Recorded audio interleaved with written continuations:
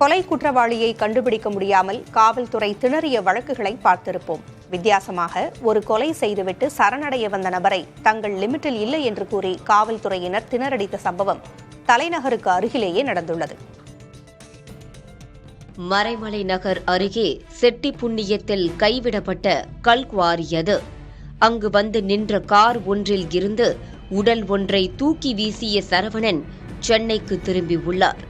நண்பராக பழகிய வினோத் 5 லட்சம் வரை சிறுக கடன் வாங்கி திருப்பி தரவில்லை.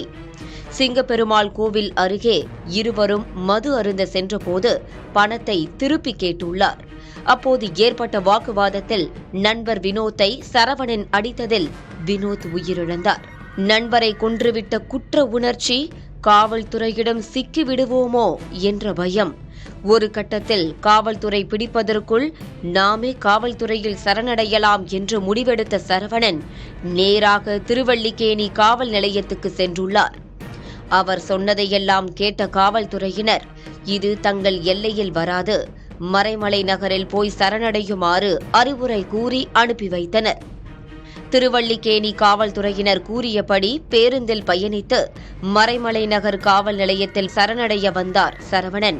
ஆனால் இது எங்கள் எல்லைக்குள் வராது என்று கூறி மறைமலை நகர் காவல்துறையினர் திருப்பி அனுப்பினர். இதையடுத்து செங்கல்பட்டு காவல்துறையிடம் சரவணன் ஒப்படைக்கப்பட்டார். சரவணனை விசாரித்த காவல்துறையினர் கொலை நடந்த இடத்தில் ஆதாரங்களை சேகரித்ததோடு கல்குவாரியில் இறங்கி உடலை மீட்கும் முயற்சியில் ஈடுபட்டனர்.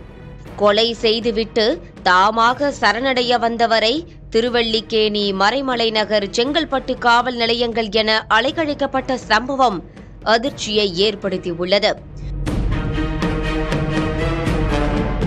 புதிய தலைமுறைக்காக செய்தியாளர் உதயகுமார்.